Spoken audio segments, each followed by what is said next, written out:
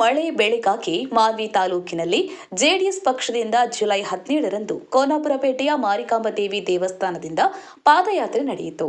ಮೊದಲಿಗೆ ಮಾರಿಕಾಂಬ ದೇವಿಗೆ ವಿಶೇಷ ಪೂಜೆ ಸಲ್ಲಿಸಿ ಪಾದಯಾತ್ರೆಗೆ ಚಾಲನೆಯನ್ನ ನೀಡಲಾಯಿತು. ನಂತರ ಸಾಗಿದ ಪಾದಯಾತ್ರೆ ಪಟ್ಟಣದ ಶ್ರೀ ಚೌಡೇಶ್ವರಿ ದೇವಿ ದೇವಸ್ಥಾನ, ಕಚೇರಿ ಶ್ರೀ ಆಂಜನೇಯ ದೇವಸ್ಥಾನ, ಶ್ರೀ ಮಹಾಲಕ್ಷ್ಮಿ ದೇವಸ್ಥಾನಗಳಲ್ಲಿ ವಿಶೇಷ ಪೂಜೆ ನೆರವೇರಿಸಲಾಯಿತು.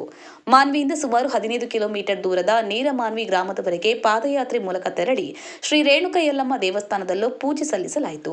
ಈ ಪಾದಯಾತ್ರೆಯಲ್ಲಿ ಸಿಂಧನೂರು ಮಾಜಿ ಸಚಿವರಾದ ವೆಂಕಟರಾಮ್ ನಾಡಗೌಡ, ಜೆಡಿಎಸ್ ಪಕ್ಷದ ಮಾನ್ವಿ ತಾಲೂಕು ಅಧ್ಯಕ್ಷ ಈರಣ್ಣ ಮರ್ಲಟ್ಟಿ ಸಿರವಾರ, ತಾಲೂಕು ಅಧ್ಯಕ್ಷರಾದ ಮಲ್ಲಿಕಾರ್ಜುನ ಗೌಡ ಬಲ್ಲಟಗಿ, ಜೆಡಿಎಸ್ ಯುವ ಘಟಕದ ರಾಜ್ಯ ಉಪಾಧ್ಯಕ್ಷರಾದ ರಾಜಾರಾಮಚಂದ್ರ ನಾಯಕದೊರೆ, ತಾಲೂಕು ಪ್ರಧಾನ ಕಾರ್ಯದರ್ಶಿ ಪಿ ರವಿಕುಮಾರ್, ನಗರ ಘಟಕದ ಅಧ್ಯಕ್ಷ ಎಚ್ ಭುವನೇಶ್ ಗೌಡ, ರೈತ ಘಟಕದ ಅಧ್ಯಕ್ಷ ಶರಣಪ್ಪ ಗೌಡ ಮದ್ಲಾಪುರು, ಮಾನ್ವಿ ತಾಲೂಕು ಮಹಿಳಾ ಘಟಕದ ಅಧ್ಯಕ್ಷೆ ಸರ್ವಮಂಗಳ ಕೊಟ್ನಕಲ್, ಸಿರವಾರ ತಾಲೂಕು ಮಹಿಳಾ ಘಟಕದ ಅಧ್ಯಕ್ಷೆ ವಿಜಯಲಕ್ಷ್ಮಿ ಹಾಗೂ ಇನ್ನೂ ಅನೇಕ ಗ್ರಾಮಗಳ ಮುಖಂಡರು, ಪಕ್ಷದ ಕಾರ್ಯಕರ್ತರು ಉಪಸ್ಥಿತರಿದ್ದರು.